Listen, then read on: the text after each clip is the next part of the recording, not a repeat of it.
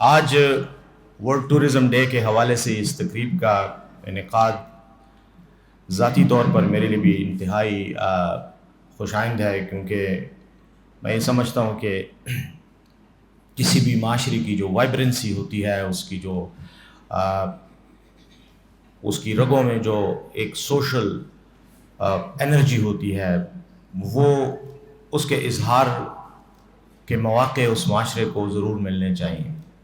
کیونکہ اگر ایسا نہ ہو تو جو پروسیس آف اسٹیگنیشن ہے، سوشل اسٹیگنیشن جس کو کہا جاتا ہے، وہ سٹارٹ ہو جاتا ہے اور ایونچولی معاشرے جو ہیں وہ ایک ڈیگریڈیشن، ڈی جنریشن کا شکار ہوتے ہیں۔ تو یہ وہ تمام عوامل ہیں، تمام محرکات ہیں کہ جن کے نتیجے میں کسی بھی سوسائٹی میں، کسی بھی معاشرے میں، کسی بھی سماج میں جو ایک پروگریسو ایوولوشن ہوتی ہے، جو کہ ہر معاشرے میں ہوتی ہے، ہر انسان میں ہوتی ہے، اور انسانوں کے اجتماع میں بھی ہوتی ہے، مجموعے میں بھی ہوتی ہے، کلیکٹیو ہیومینٹی میں بھی ہوتی ہے۔ میں یہ سمجھتا ہوں کہ اس کے لیے اس طرح کے ایونٹس اور اس طرح کی سرگرمیاں اور اس طرح کے تھیمز یہ انتہائی ضروری بھی ہیں اور یہ انتہائی کروشل ہیں۔ تو سب سے پہلے تو یقیناً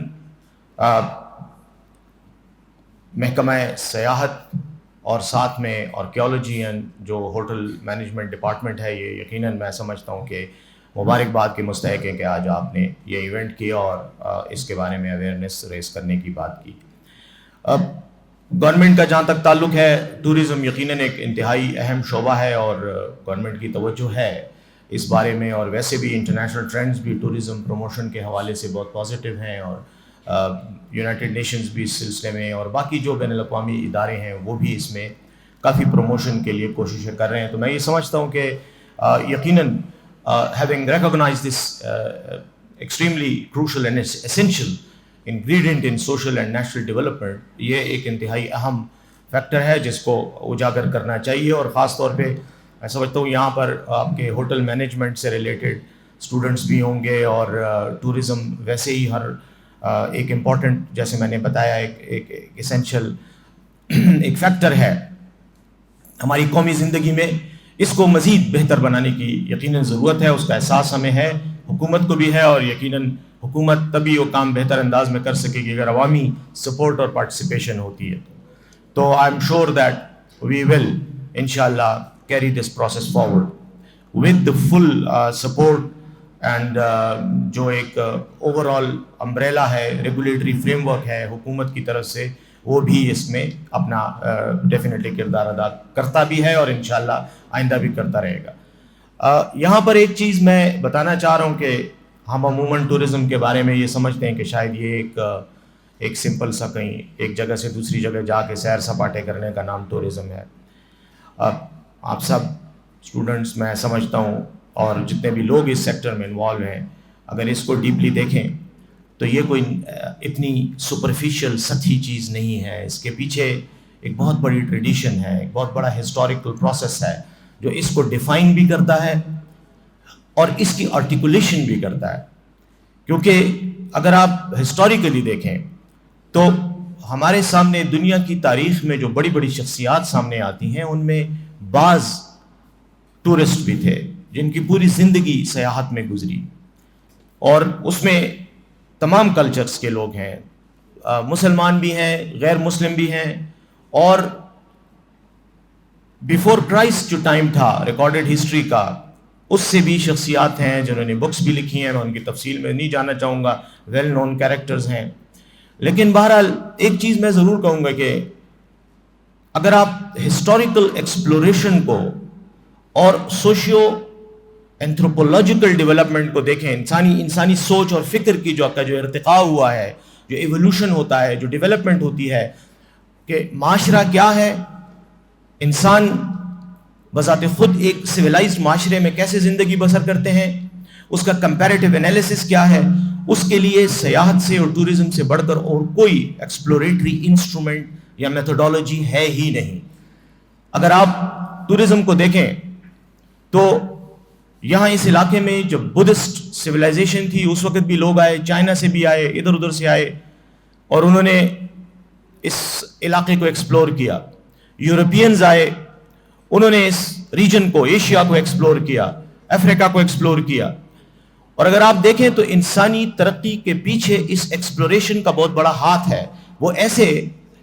کہ کئی ٹورسٹ تو آئے، انہوں نے ایکسپلور کیا ایک خاص علاقے کو،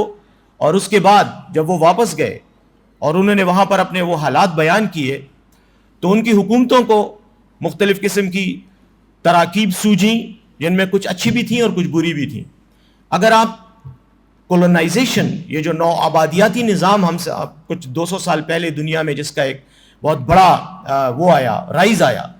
اس کو دیکھیں تو اس میں بھی ایک بہت بڑا، میں یہ نہیں کہوں گا 100% یہی تھا، لیکن بہت بڑا contributory factor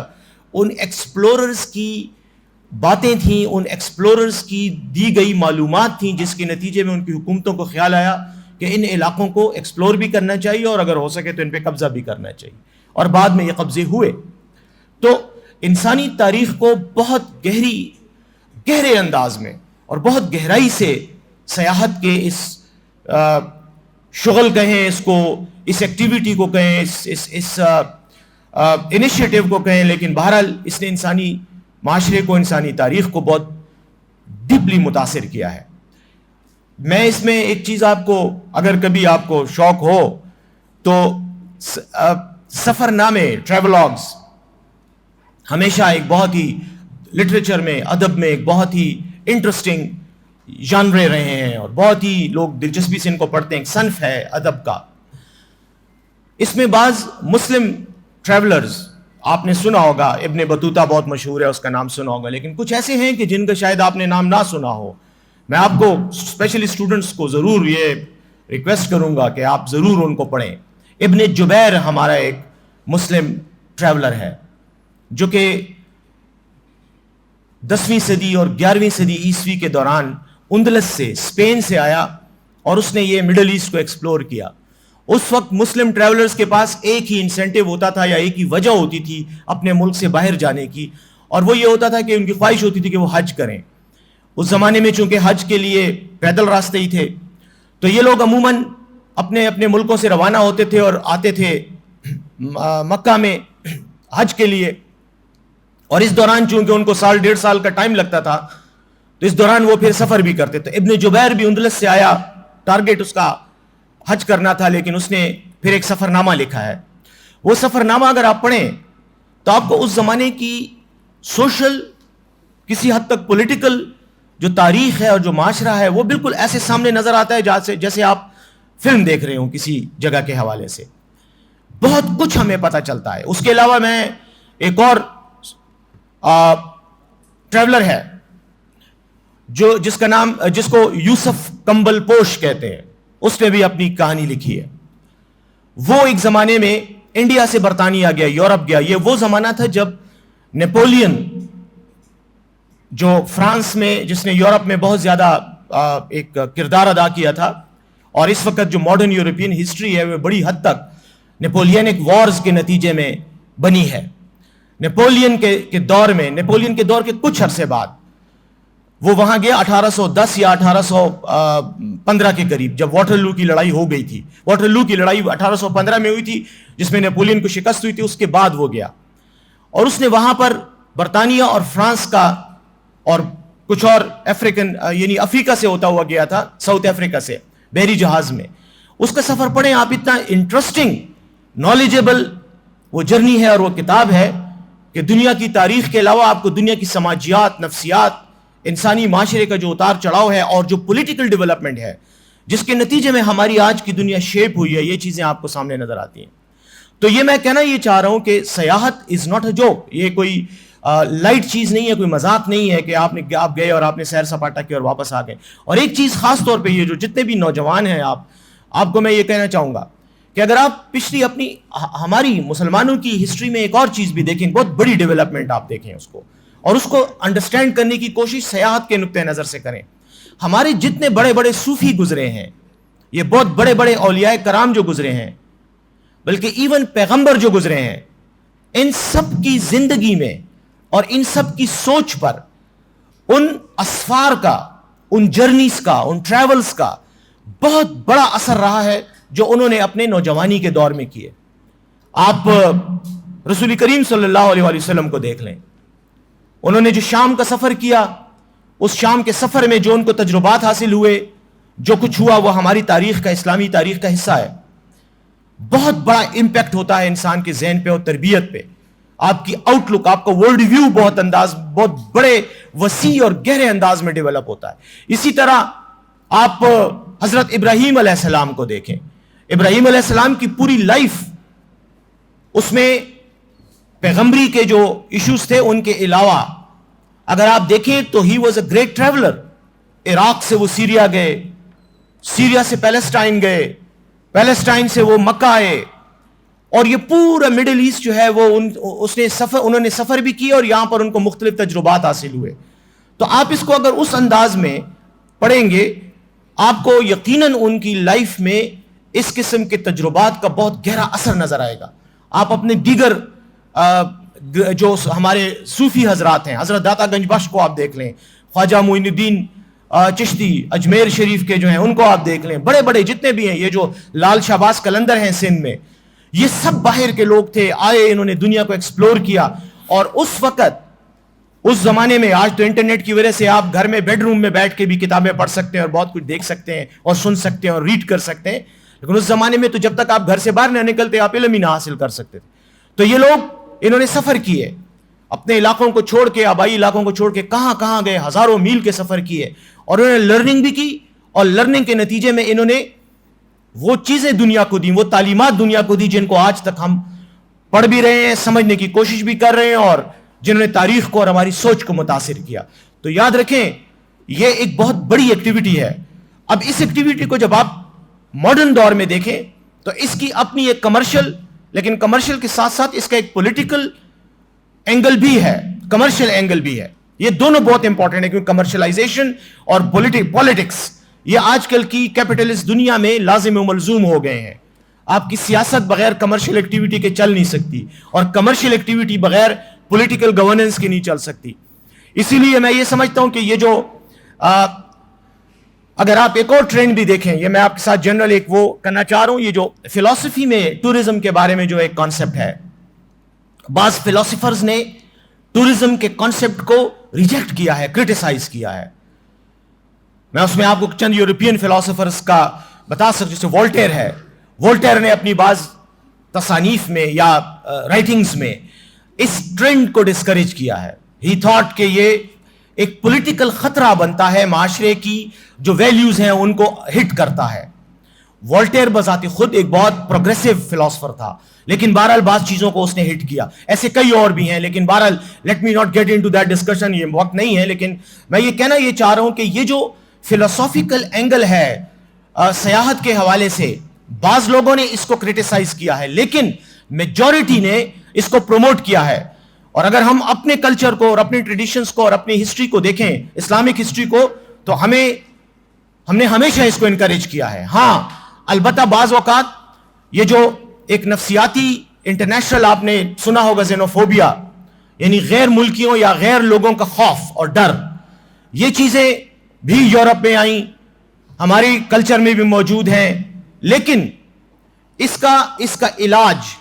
prejudice, racial discrimination اور ان چیزوں کو بہت بہتر انداز میں ٹورزم کے ذریعے ایڈریس کیا جا سکتا ہے. انسانی معاشروں میں, انسانی شخصیات میں, انسانی اقدار میں جو ایک ہوموجینٹی ہو سکتی ہے, ہارمونائزیشن ہو سکتی ہے, اس کا یہ طریقہ کار ہے, اور یہی بیسٹ طریقہ ہے. بہرحال میں اپنی بات کو اس بات پہ ختم کرتا ہوں کہ سسٹینیبل ٹرانسفارمیشن یہ 2025 کی ٹورزم ڈے کا تھیم ہے, اور بہت اچھے انداز میں اس لیے کیا گیا ہے کہ بعض اوقات جب ہم کسی بھی ایکٹیویٹی کو, چاہے وہ بہت ہی اچھی ایکٹیویٹی ہو, جب ہم اس کو کنٹرول اور ریگولیٹ نہیں کرتے, اس کے لیے ہم کوئی قواعد و ضوابط نہیں بناتے, حدود اور قیود نہیں بناتے, تو وہ بعض اوقات ہمارے لیے رحمت کی بجائے زحمت بن جاتی ہے. ٹورزم کو اگر آپ سسٹینیبل طریقے سے ٹرانسفارم کریں گے اپنی ایکٹیویٹیز کو, اپنی سوسائٹی کو, تو یہ آپ کے لیے ایک رحمت بنے گی. اگر سسٹینیبلٹی کے فیکٹر کو آپ ہٹا دیں گے تو یہ آپ کے لیے ایک زحمت بن جائے گی. بعض ممالک نے ٹورزم کو اوپن کیا, اپنے دروازے کھولے, لیکن وہاں پر بہت نیگیٹو عوامل سامنے آئے. میں اگین آپ سمجھتے ہیں بعض لوگوں نے اس کو کمرشلائز کیا, بعض کے اخلاقی جو سوسائٹیز پہ نگیٹو اثرات مرتب ہوئے. ہمیں ان سب چیزوں کو اس انداز میں ریگولیٹ کرنا ہے کہ یہ ایک سسٹینیبل ٹرانسفارمیشن آف سوسائٹی کی طرف آف آر پولیٹیکل جو پالیٹی ہے, سوشو پولیٹیکل جو ہمارے فیکٹرز ہیں سوسائٹی کے, جو پروسیسز ہیں جن کے نتیجے میں سوسائٹیاں ترقی کرتی ہیں, ان کو مثبت انداز میں, پازیٹیو انداز میں ان کا انفلوئنس ہو. خیبر پختونخوا کی جہاں تک حکومت کا تعلق ہے, جیسے بتایا یہاں پر آپ کو دونوں مقررین نے جو مجھ سے پہلے گزرے انہوں نے بات کی, خیبر پختونخوا کی حکومت اس کمیٹیڈ, ہماری بہت کچھ ہم بہت زیادہ ہمارے پروگرام ہیں, انیشیٹوز ہیں جس میں ہوٹل انڈسٹری کو ڈیولپ کرنا, ٹورزم کے باقی جو فیسٹس ہیں ان کو ڈیولپ کرنا, اور اس کے پیچھے جو ایک تھیم ہے جو ہمیں عمران خان نے دی ہے, وہ تھیم ہے فرام ٹیررزم ٹو ٹورزم. یعنی یہ علاقہ دہشت گردی کا شکار رہا ہے, ابھی تک ہمارے علاقہ دہشت گردی کے تفریق کے خطرے کا شکار ہے. میں یہ سمجھتا ہوں کہ آپ کی اور ہم سب کی یہ ذمہ داری ہے کہ ہم اس علاقے کو دہشت گردی سے سیاحت کی طرف لے کے جائیں. From terrorism to tourism is a sacred duty for us, for all those who belong to this province, to this soil. اس زمین سے, اس سرزمین سے جن کا تعلق ہے, میں سمجھتا ہوں یہ ہمارے لیے ایک بہت ہی متبرک اور مبارک فرض ہے کہ جس کو ہم ادا کریں تاکہ ہمارے اس ملک میں خوشحالی آئے, ہماری انڈرسٹینڈنگ ڈیولپ ہو, ہمارے درمیان ہمارے حوالے سے, پشتونوں کے حوالے سے اور پشتونوں کی سرزمین کے حوالے سے جو نیگیٹو اسٹیریوٹائپ پرسیپشنز ہیں کہ ہم شاید سب دہشت گرد ہیں, بندوقیں اٹھا کے پھرتے ہیں, لوگوں کے گلے کاٹتے ہیں, میرے خیال میں یہ چیزیں, یہ تاثرات تبھی ختم ہوں گے جب ہم سیاحت کے شعبے کو پروموٹ کریں گے اور یہاں پر ایک ایسا ماحول دیں گے لوگوں کو کہ جیسے وی سی صاحب نے بات کی کہ جیسے پہلے لوگ آتے تھے اور اس علاقے کو ایکسپلور کرتے تھے, اس طرح سے ایکسپلوریشن کا سفر ہو. لیکن اس میں ہماری جو ڈیوٹی ہے وہ صرف ایک ہے کہ ہمیں اپنی اوریجنلٹی کو متاثر نہیں کرنا. پوری دنیا اس وقت یکسانیت کا شکار ہوتی چلی جا رہی ہے. گلوبلائزیشن کے نتیجے میں آپ دیکھیں پوری دنیا ایک طرح سے ہوتی جا رہی ہے. ہمارے کپڑے, ہمارے کھانے پینے کے طریقے, ہمارے رہائش, ہمارا رہن سہن سب اب ایک یونیفارمٹی کی طرف جا رہا ہے. ہمیں اپنی انفرادیت کو, اپنی کلچرل شناخت کو رکھتے ہوئے, محفوظ رکھتے ہوئے اس پروسیس کو آگے بڑھانا ہے. اور اس میں یہ حکومت کا کام نہیں ہے, یہ آپ کا بھی کام ہے, عوام کا کام ہے. آپ لوگ سب مل کر جب اس پروسیس کو اٹھائیں گے, اس چیز کو اٹھائیں گے, تو انشاءاللہ ہمارا کلچر بھی زندہ رہے گا, مزید وائبرنسی کی طرف جائے گا, اور یقیناً ہم دنیا سے لوگوں کو اٹریکٹ کر کے اپنا اس زمین کے ساتھ جو ہمارا اور اس ملک کے ساتھ جو ہمارا ایک فرض ہے, ایک فریضہ ہے, اس کو نبھا سکیں گے. Thank you very much.